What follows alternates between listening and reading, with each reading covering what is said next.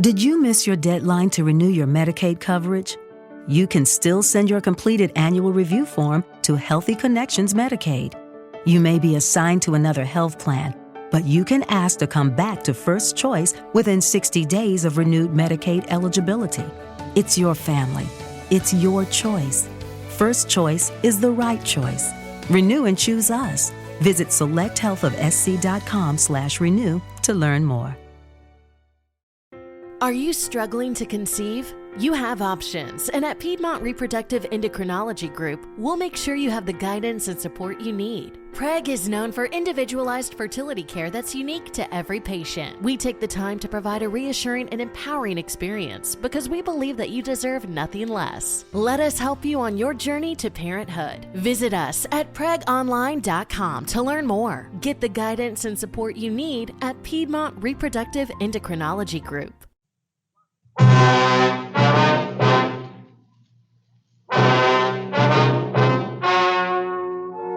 The story you are about to hear is true. The names have been changed to protect the innocent. Fatima Cigarettes, best of all king-size cigarettes, brings you Dragnet on both radio and television.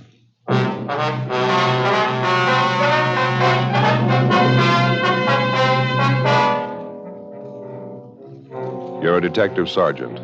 You're assigned to homicide detail. A 38-year-old woman disappears. She leaves her sister and her 4 children behind. There's evidence of foul play. Your job, find her. In Fatima, the difference is quality. Yes, in Fatima, the difference is quality. Prove it yourself today.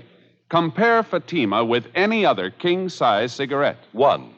Fatima's length filters the smoke 85 millimeters for your protection. 2. Fatima's length cools the smoke for your protection. 3. Fatima's length gives you those extra puffs, 21% longer than standard cigarette size. And in Fatima, you get an extra mild and soothing smoke, plus the added protection of Fatima quality. Definitely the best quality in its class, but the same price as the cigarette you're now smoking. Buy Fatima in the bright sunny yellow pack. Best of all, king-size cigarettes.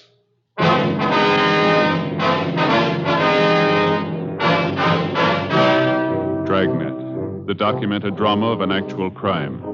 For the next 30 minutes, in cooperation with the Los Angeles Police Department, you will travel step by step on the side of the law through an actual case transcribed from official police files. From beginning to end, from crime to punishment, Dragnet is the story of your police force in action. It was Monday, June 3rd. It was overcast in Los Angeles. We were working the day watch out of homicide detail. My partner's Ed Jacobs. The boss is Thad Brown, chief of detectives. My name's Friday. I was on the way back from communications, and it was 8:15 a.m. when I got to room 42. Homicide. Joe, what's doing? Hi, Brian. You seen Ed? He went down the hall a minute, said he'd be right back. Oh, thank you. I don't see anything in the book. Nothing new, huh? Not much. Pretty slow. How's your mother, Joe? Heard she wasn't feeling too well. No, she's not, as a matter of fact. Doctor says it's anemia. It's going to take a little time to get over it, I guess. No, sorry to hear it. I got to do some checking down at the auto desk. If I get any calls, have them switch it down there, will you? Yeah, I sure will, Brian. Thanks. You betcha. Oh, excuse me, Ed. Pardon me, Tom. Hi, Ed. What'd they give you? Missing report, woman. How about the mail? No, it's nothing. That the missing report there? Yeah, it's all here. Some woman out on 64th Street, name's Rose Baker. She's been gone about a week. Mm-hmm. Last seen Tuesday, May 27th, 10 p.m. Who's this that made the report? Carl Shelton? Who's he? It's her boyfriend. Miss Baker's husband died about 5 years ago. She's been running around quite a bit since then. Had a lot of man trouble. Well, she disappeared before then, huh? Yeah, half a dozen times. Never been gone this long, though. Holmes took this report from Shelton. He gathered Miss Baker's not too stable. She's known to drink quite a bit. Doesn't seem to care anything for her home or kids. Yeah, I see it here. She has 4 children. They're living with her aunt, Mrs. Baker's sister. It's kind of a funny arrangement, isn't it? Yeah. Baker woman packed her bags and walked out of the house about a year ago. Her sister's been taking care of the kids ever since. Mother comes back for a visit once in a while. Mm-hmm. This address we've got on Mrs. Baker, it's the same address as her boyfriend, Carl Shelton. Yeah, that's right. They both have apartments in the same building. Is this a recent picture, Miss Baker? Supposed to be, yeah. She's a nice-looking woman, huh? Yeah. Sister's listed here as the last person who saw her. Well, how's that? Baker woman still wasn't living at home, was she? Of According to the sister, Mrs. Baker came over to the house to see her the night she disappeared, sometime around 8 o'clock. Two of them had some business to talk over. Mm-hmm. Seems the sister had a check for $400 she got from selling some furniture. Claimed the kids had been sick. She had doctor bills to pay. You mean Mrs. Baker's sister took care of things to that extent? Apparently. Anyway, after the sister got the check for selling the furniture, Mrs. Baker wanted half the money. Sister said that's why she came to see her that night. Two of them got in the car and went out to find somebody to cash the check. Mm-hmm. You want a drink of water? No, thanks, Ed. Where do you get a $400 check cashed at 8 o'clock at night? Would you know? Sister said Mrs. Baker knew somebody who'd cash it for him. Turned out the person couldn't cash it. Sister stopped at a bar for a glass of beer. Mrs. Baker took the car and went to look up somebody else she thought could cash it. That was it. Mrs. Baker hadn't been seen since. Who was this somebody else? No idea. Sister claims she doesn't know. Mrs. Baker didn't tell her. Sounds like Mrs. Baker wanted the whole check, wouldn't you say? That's what the sister figured when Mrs. Baker didn't come back. She finished the glass of beer, left the bar, and started walking home. 2 blocks from the house, she found her car parked. No sign of Mrs. Baker. Car keys were in the glove compartment, so it's the sister's share of the money, $200 in cash. Well, how about the firm that issued the check? They get it back canceled? Yeah, a couple of days ago. Mrs. Baker's endorsement on the back. Yeah, sounds pretty wild, doesn't it? Whole thing does. Talked to half a dozen people who saw Mrs. Baker that night. None of their stories jibe. How do you mean? Her boyfriend, Carl Shelton, he claims Mrs. Baker told him she was going out of town for a few days with a girlfriend. They check it out? Yeah. Girlfriend didn't know anything about it. Then they talked to a woman who works with Mrs. Baker. She says, yeah, the Baker woman was planning a trip. Miss Baker mention anything about it to her sister? No. Sister says Miss Baker told her just the opposite. Said she was getting out of her apartment into a new place. She was going to spend the next couple of days moving. They checked the boyfriend, Shelton. Said if Miss Baker was moving, was news to him. Well, either she's a liar or one of her friends are, huh? It's all bollock stuff. No 2 stories anywhere near alike. What do they figure for a motive? They got a line on anybody who might have wandered out of the way? Big field to pick from. She fought with Carl Shelton. She fought with his sister, some of the people she worked with. She had 3 or 4 other men around town on the string, too. Any one of them could have wanted her out of the way. All her relatives been checked out and all her friends, places she'd be most likely to go? All checked. Not a trace of her, nothing. Yeah, I guess we better start moving on it. A lot of ground to cover. See if we can't straighten out some of those stories. One thing's sure. Somebody's lying. 8:35 a.m. Before we left the city hall, we checked with Sergeant Holmes in Missing Persons, who'd taken the report on Rose Baker's disappearance. He had nothing to add to what was in the report and what he'd already told Ed. First on the interview list was the sister of the missing woman, Bernice Marin. She was employed as a saleswoman for a grocery supply firm. We called at the home where Miss Marin lived with her 4 nieces and nephews, but there was no answer. The next-door neighbor told us that Miss Marin was working, that she usually didn't get home until 4:15 or 4:30 in the afternoon. In the meantime, we figured we might as well check the next name on the list, Mrs. Baker's boyfriend, Carl Shelton. We'd already checked him through R&I, and he had no record. We drove out to his address, a 3-story apartment house on 64th Street. Shelton's apartment was on the main floor rear. He answered the door in his bathrobe and slippers. He told us that he was employed at one of the local oil refineries, and that this particular week he was working the graveyard shift, 11 at night until 7 in the morning. He showed us back to a small kitchen at the rear of the apartment. While we questioned him, he fixed a percolator of coffee and put it on the stove. You're sure about Miss Baker's plans, are you? She never mentioned anything to you about moving out of the apartment house here? No, never. Somebody's handing you a line there. If Rosie was going to move, she'd tell me about it. Just a minute. I got to get that coffee. It looks about done. You fellas want some Java? Got a whole pot full here. No, thank you. How long did you say you've known Miss Baker? Oh, about a year and a half. We got along pretty good. Did right from the start. Sure don't understand her taking off like this. Miss Baker ever talk to you much about the family? Her sister, 4 children? I mean, did you see them regularly? Seem to get along with them all right to you? I don't think I'd know that. Rosie never had much to say about them. The only thing I could gather was that she just got sick of the routine, you know. Keeping up a house, doing the wash, mopping, dusting, taking care of 4 kids. She just checked out, that's all. Let her sister Bernice take over. Mm-hmm. If you ask me, she never should have had a family to begin with. Rosie isn't the kind. She's a party girl, likes a good time, you know what I mean? One thing I don't understand, Shelton. You said a minute ago you couldn't figure out Miss Baker's going off like this. When you filed a missing report on her, you said she was planning a trip out of town. Yeah, that's right. Well, isn't it possible she might have taken off without telling you? No, I don't think so. She'd have told me. She's planning a trip, all right, but she wasn't going to leave till the next night, Wednesday night. She's going to pick up this girlfriend of hers, Iris, and the 2 of them were going to take the bus down to Laguna for a couple of days. Well, it's our understanding this girlfriend, Iris, didn't know anything about the trip. Can you explain that? I don't know. I guess Rosie forgot to tell her. Can't figure these women sometimes. Maybe she was going to phone her Wednesday morning. She knew Iris could get away almost any time. And you think it's possible she might have gone down to Laguna by herself? No, that's not like Rosie. Besides, before I went in to report her missing, I called a couple of places down Laguna where Rosie usually stops at. They hadn't seen her. Possible she might have gone some other place? No, without telling me, no. Besides, she wouldn't go alone. I know that.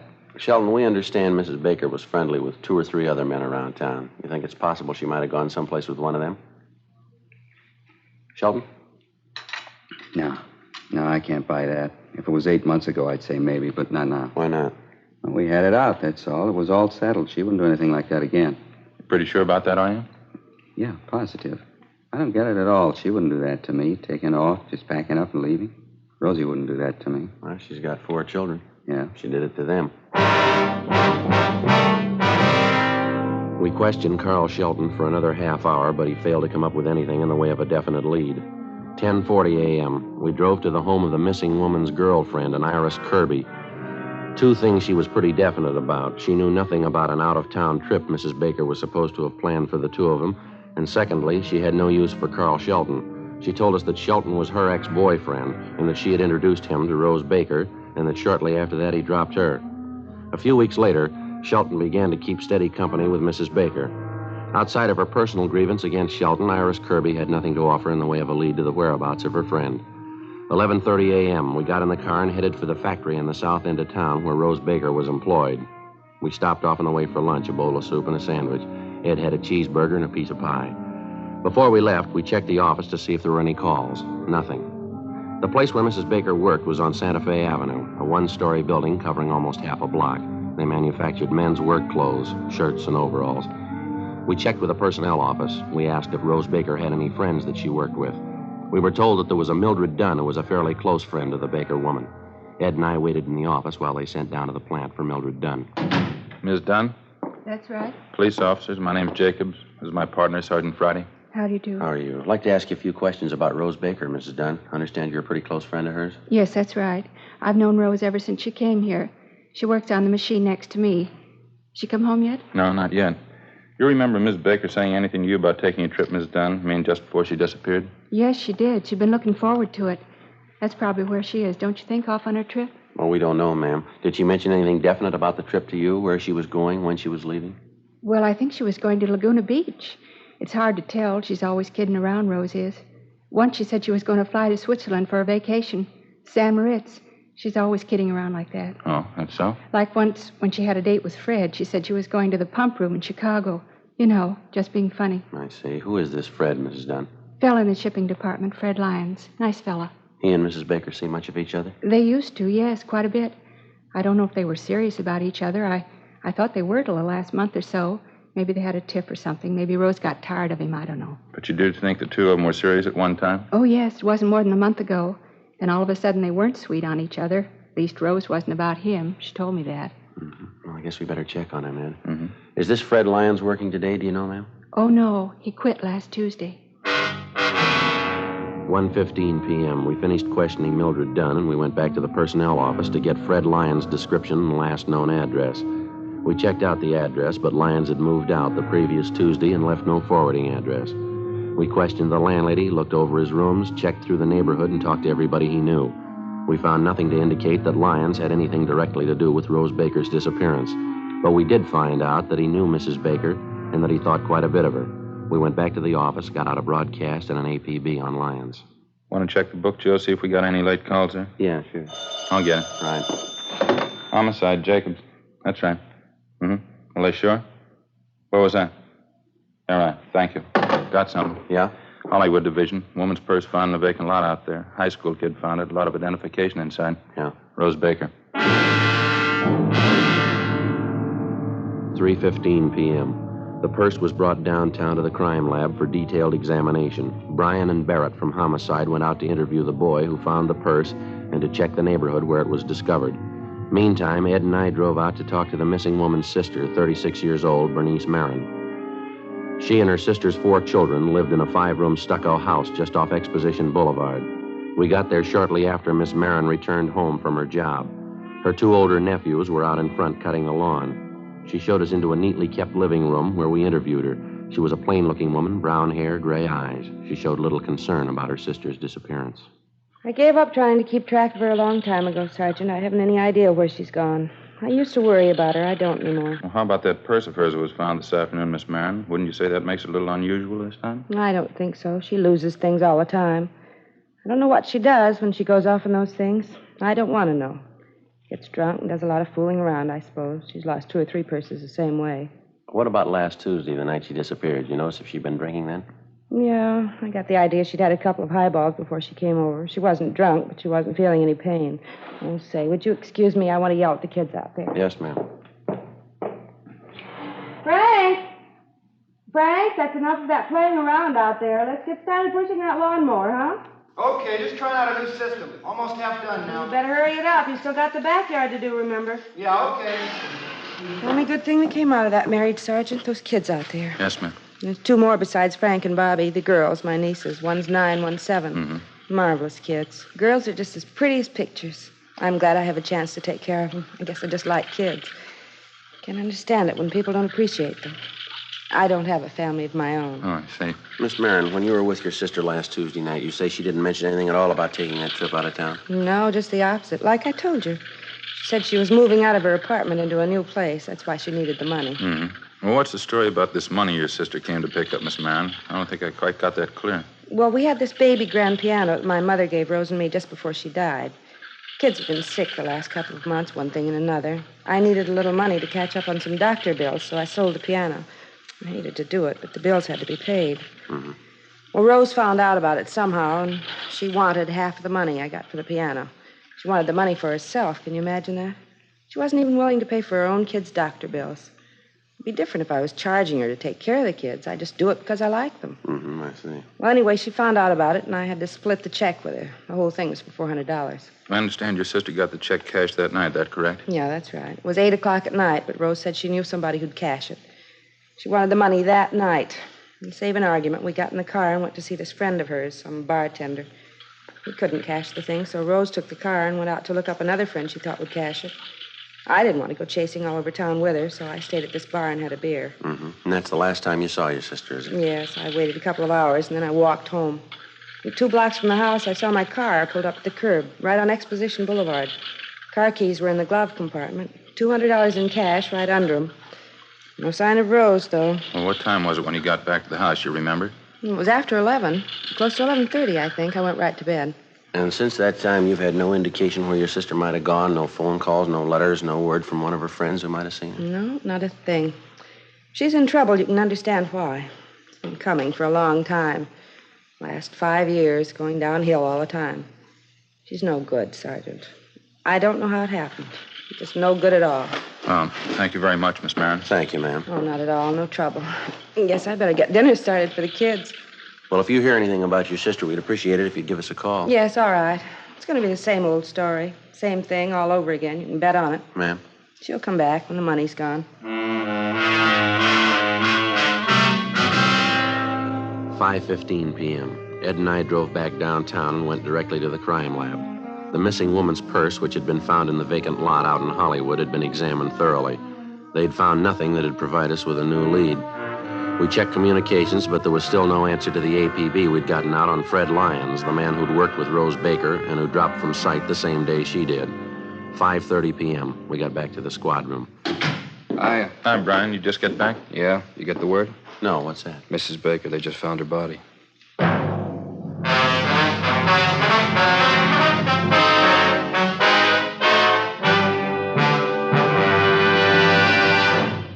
You are listening to Dragnet, authentic stories of your police force in action. Comparison proves Fatima quality. Prove Fatima quality yourself today. Compare Fatima with any other king-size cigarette. 1. Fatima's length filters the smoke 85 millimeters for your protection. 2. Fatima's length cools the smoke for your protection. 3. Fatima's length gives you those extra puffs, 21% longer than standard cigarette size. And in Fatima, you get an extra mild and soothing smoke, plus the added protection of Fatima quality. Friends, to show our confidence in Fatima, we make this money-back guarantee. Buy a pack of Fatimas. Enjoy Fatima quality, extra mildness, and superbly blended tobaccos. If you're not convinced Fatima is better, than the king-size cigarette you're now smoking. Just return the pack and the unsmoked Fatimas by August 1st, 1952, for your money back plus postage. Fatima, Box 37, New York 1. Remember, because of its quality, its extra mildness, its better flavor and aroma, more smokers now insist on Fatima than ever before. Insist on the best. Fatima, extra mild and soothing. Plus the added protection of Fatima quality. Smoke Fatima. Best of all, king-size cigarettes.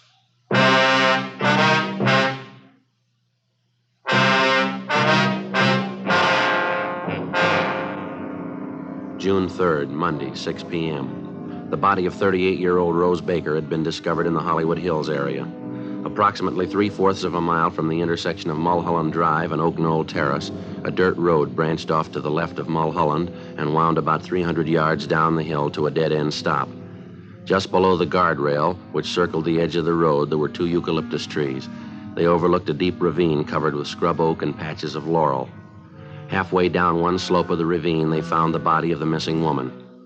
There were 2 bullet holes in the left side of the skull. There was another one at the base of the throat. In her clenched right hand, there was a 50-cent piece. The immediate area surrounding the body had been roped off, and Lieutenant Lee Jones and the crime lab crew were making their preliminary investigation.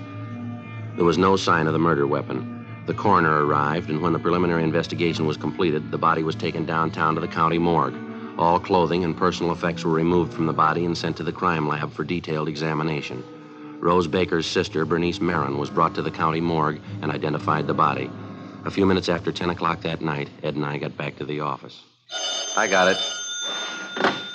Homicide, Friday. Is this Sergeant Friday? Yes, sir, that's right. This is Carl Shelton, Sergeant. You were out to talk to me this morning, you remember? Oh, yeah, Sheldon. I heard about Rosie just a couple of minutes ago. I got to talk to you, Sergeant. There's something I got to tell you. Was that so? Do you want to tell me now? Well, I don't want to tell you on the phone. I'll drive in to see you. I'll leave right now. Well, yeah, all right. Do you mind telling me what it's about? Yeah, I know who killed Rosie. 11:08 p.m. Carl Shelton arrived at the office. Ed and I took him down the hall to the interrogation room where he gave us his story. He told us, first of all, that he was well acquainted with most of the regular customers at the tavern where Rose Baker and her sister had first stopped to cash the $400 check. He told us one of these people, a Leroy Hansen, had contacted him after he read in the morning paper about Mrs. Baker's murder. I've known Leroy at least 4 or 5 years. He used to work with him. He wouldn't lie to me. What did this fellow tell you, Shelton? That's Leroy Hansen. He said he got to the bar a little after midnight. It had to be at least that, because Leroy doesn't get off work till 11:30. He said he saw Rosie sitting in a car parked a couple doors down from the bar. There was a woman in the car with her. He described her just like Rosie's sister. They were having a beef. This friend of yours hear what Mrs. Baker and this woman were talking about? No, but he's smart enough to know a big argument when he sees one. He says they were really going to it. Is he sure about the time? He's got to be. Leroy works at a sheet metal plant south of town. He gets off at 11:30. Takes him more than a half hour to get in. Why should he lie about it? He wasn't even going to mention it till he found out she was dead. This woman he says Miss Baker was with, she fits her sister's description that close? Exactly. And there was a guy with Leroy. He'll back it up. If the sister says she wasn't sitting in that car with Rosie outside that bar after midnight, she's a liar. Well, she is if you can prove your story. Here's the phone. You ask Leroy. 11:22 p.m. We put in calls to both of the men who were supposed to have seen Rose Baker and her sister Bernice sitting in a parked car outside the tavern 6 nights before.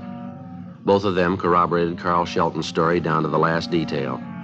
They were especially certain about the time. Bernice Marin told us that on the night her sister Rose disappeared, she hadn't seen her after 9:15 p.m., and that she had walked home and was in bed by 11:30.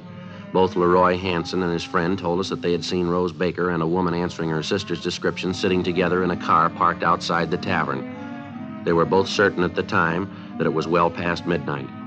We made a check on Leroy Hansen and his friend. As far as we were able to find out, there was no logical reason why they should lie about what they'd told us. Ed and I got in the car and drove out to the home of Bernice Marin, just off Exposition Boulevard. It was 20 minutes past midnight. We rang the front doorbell and got her out of bed. Oh, hello, officers. Didn't know who it was. Come in. Thank you, ma'am. Oh, you have to wait long before I answered. I sleep pretty sound. Afraid we'll have to ask you to get dressed, Miss Marin. I'd like to talk to you downtown. Why? What's the matter? Well, some more questions we have to ask you, ma'am. A few more things we have to clear up about your sister. It's pretty important. Well, I've told you everything I know. I don't like to go out and leave the kids alone at night. What is it you want to ask me about? Well, you told us the last time you saw your sister was about 9:15 last Tuesday night, Miss Marin. Yes, that's right. We've got a couple of people who claim they saw you with your sister after midnight Tuesday. You were sitting with her in your car parked outside a tavern. You're having an argument with her. At least 2 people saw you, and they'll swear to that. No, that couldn't be right. They claim it is. They say it was after midnight and they saw me with Rose? Yes, ma'am, that's what they say. And you believe it? You believe it was me? Yes, ma'am, we do. You think I killed Rose, is that it? Yes, ma'am, we think so. How about it, Miss Barron? It'll take me a minute to get my clothes on. I want to talk to the oldest boy, my nephew Frank. Would it be all right? I'll have to go along with you. All right. This way, down the hall. All right. In here. I don't want to wake the other kids if I can help it. All right. Frank. Wake up, Frank. Frankie. What do you want, Aunt Bernice? I hate to wake you up, Frankie. I'm going to have to go downtown tonight. I'm leaving now. In case I'm not here when you and the kids get up, I want you to take care of everything, all right, honey? Yeah, okay. What do you have to go downtown for? Well, it's something about your mother, Frank. Might take a little time. You see the girls get off to school in time in the morning, won't you? Bobby, too. The sandwiches are all made. They're in the icebox. All you have to do is put them in a paper sack, all right? Yeah, okay. Why do you have to go now? Can't you wait until tomorrow? No, I'm afraid not, honey. You take care of everything, huh? Make sure all the doors are locked. And don't forget to feed the dog. No, I won't forget. What's the matter? Is there anything wrong? No, of course not. Now, if something happens so I can't get back tomorrow, I'll call you on the phone, all right? Yeah, okay. You be sure and call, huh?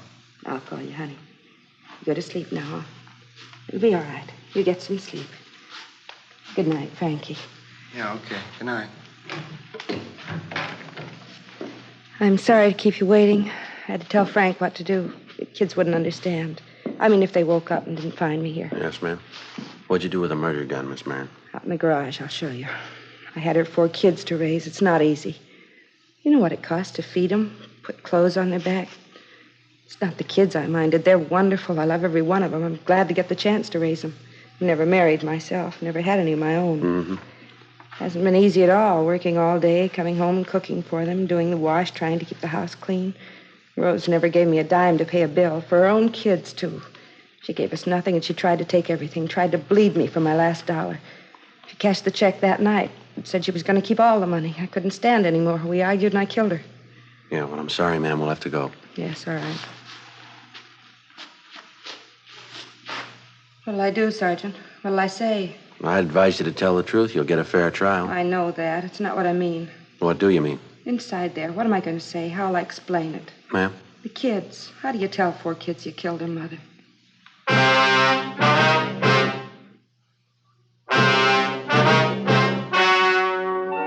The story you have just heard was true. The names were changed to protect the innocent. On October 3rd, trial was held in Superior Court, Department 92, City and County of Los Angeles, State of California. In a moment, the results of that trial. Now, here is our star, Jack Webb. Thank you, George Fenneman. Friends, I make it a habit to carry 2 packs of Fatimas around with me. One's for my smoking, and the second one's for smokers I see with other king-size cigarettes. All I have to say is, here, compare Fatima. I know they're going to be sold on Fatimas the next time we meet. How about comparing Fatima yourself? You'll find Fatima's length filters the smoke 85 millimeters, cools the smoke, all for your protection. You get those extra puffs because Fatima is 21% longer than standard cigarette size. And Fatima gives you an extra mild and soothing smoke, plus the added protection of Fatima quality. Prove it today. Buy Fatima.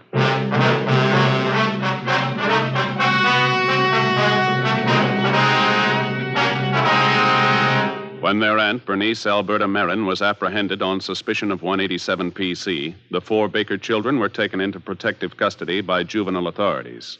Bernice Marin was indicted for murder and entered a plea of self-defense.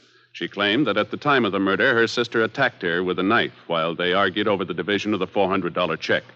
Bernice Marin was tried in Superior Court by a jury composed of 9 men and 3 women. She was found not guilty.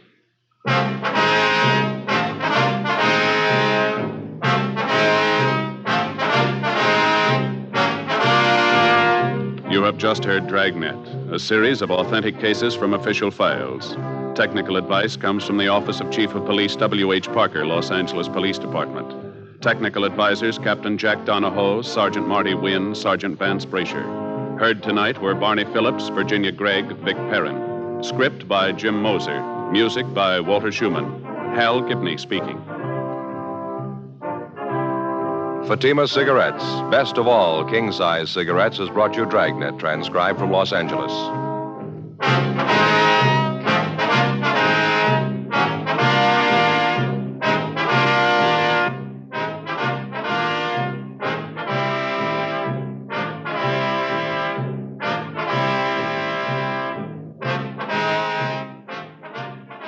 Next, it's Counter Spy on NBC.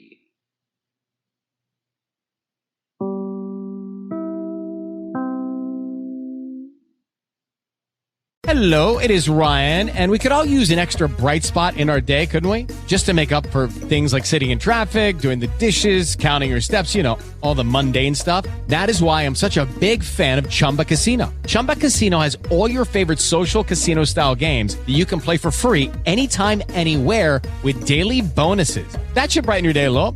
Actually, a lot. So sign up now at ChumbaCasino.com. That's ChumbaCasino.com. No purchase necessary. VGW Group. Void where prohibited by law. See terms and conditions. 18+. Hello, it is Ryan, and I was on a flight the other day playing one of my favorite social spin slot games on ChumbaCasino.com. I looked over at the person sitting next to me, and you know what they were doing? They were also playing Chumba Casino. Coincidence? I think not. Everybody's loving having fun with it. Chumba Casino is home to hundreds of casino-style games that you can play for free anytime, anywhere, even at 30,000 feet. So sign up now at ChumbaCasino.com to claim your free welcome bonus. That's ChumbaCasino.com and live the Chumba life. No purchase necessary. VGW Group. Void where prohibited by law. See terms and conditions. 18+.